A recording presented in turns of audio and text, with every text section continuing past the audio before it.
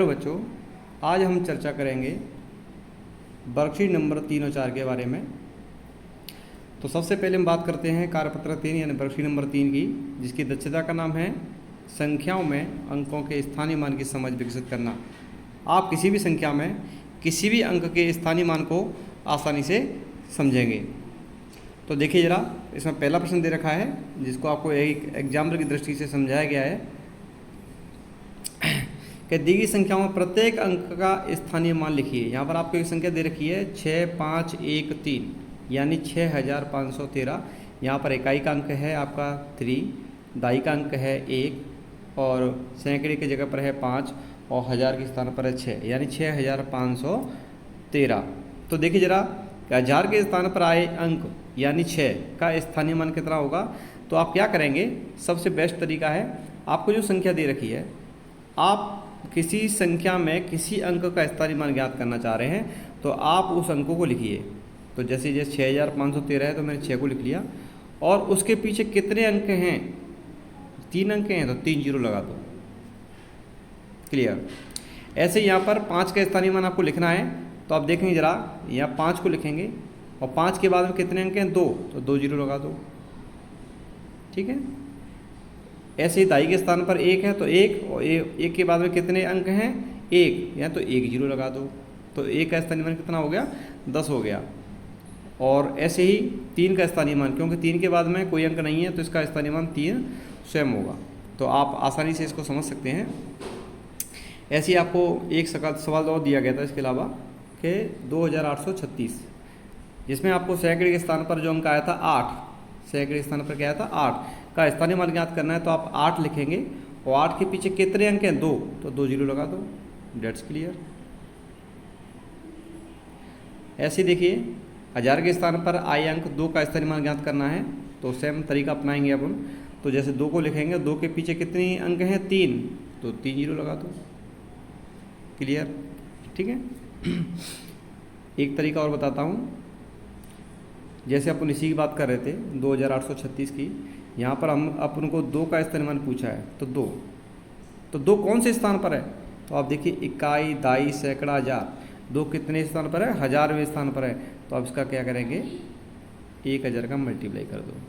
तो इस तरह से कितना आ जाएगा, 2000 आ जाएगा। तो आप इसको आसानी से कर सकते हैं। ऐसे दाई के स्थान पर कौन सा अंक आया, 3, तो आप 3 का स्थानीय मान क्या हो जाएगा, 3 गुणा 10 हो जाएगा। ऐसी 6 इकाई स्थान पर है तो यहाँ 6 का गुणा करेंगे हम 1 से। कहने का मतलब यह है, इकाई का मतलब 1, इकाई का मतलब 1, दाई का मतलब 10, सैकड़ा का मतलब 100 और हज़ार का मतलब 1000।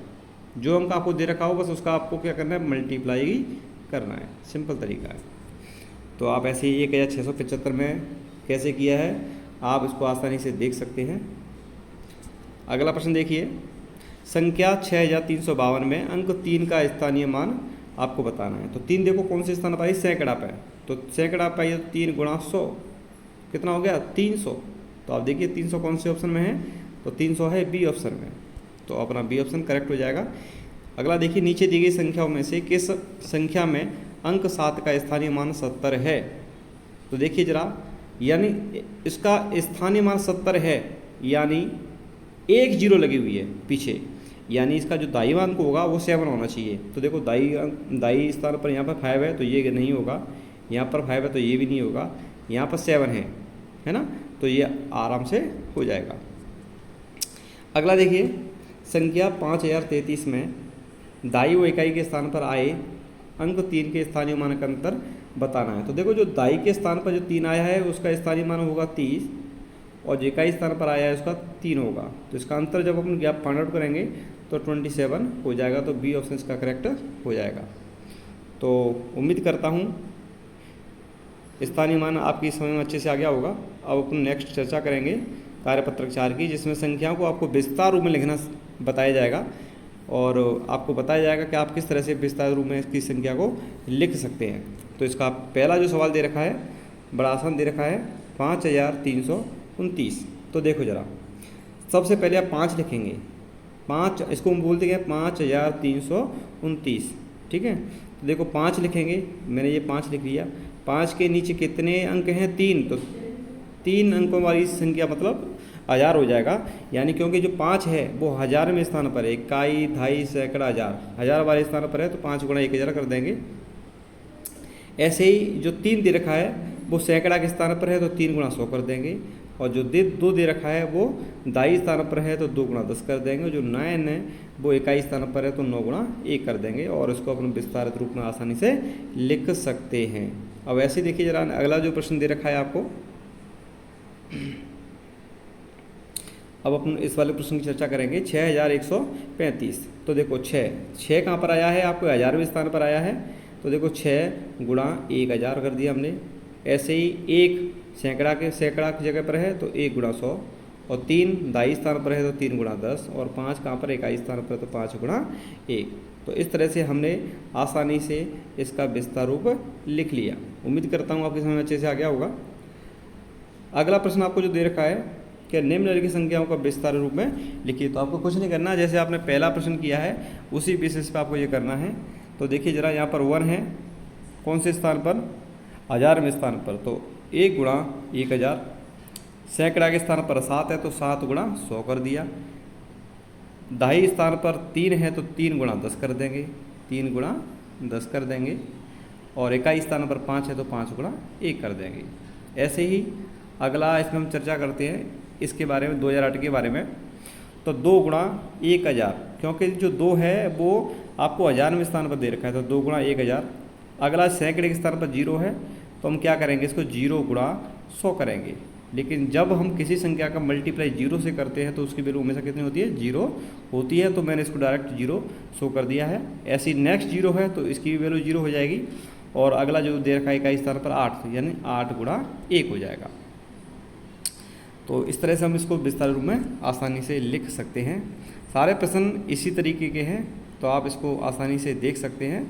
तीसरा जो प्रश्न है वो भी आपको विस्तार रूप में लिखना है। तो देखो हम चर्चा करते हैं इस वाले क्वेश्चन के बारे में। तो देखो यहाँ पर आपको विस्तारित रूप दे रखा है, और विस्तारित रूप को आपको संख्या के रूप में कन्वर्ट करना है। मतलब हमने जो पहले और दूसरे प्रश्न में जो समझा था उसका जस्ट अपोजिट आपको करना है। तो देखो ये 6000 हो गया, ये 700 हो गया, ये 30 और 2। तो आप आसानी से इसको एक तो एडिशन के द्वारा भी कर सकते हैं, और एक आप जैसे इकाई के स्थान पर क्या आया, 2, तो इकाई के स्थान पर 2। दाई के स्थान पर क्या आया, 3, तो 3। सैकड़ा के स्थान पर 7, 1000वें स्थान पर 6। तो इस तरह से हमारी जो संख्या प्राप्त होगी 6732 प्राप्त हो जाएगी। तो बच्चों ये रहा आज स्थानीय मान के बारे में, जो हमारी वर्कशीट थी 4 कंप्लीट हुई। और कार्यपत्रक जो 3 था, जो वर्कशीट नंबर 3 थी, वो स्थानीय मान की समझ पैदा करने के लिए थी। तो स्थानीय मान और विस्तारित मान आपने आसानी से समझ लिया होगा। अगर आपको कोई समस्या है तो आप कमेंट बॉक्स में अपना मैसेज छोड़ें। धन्यवाद।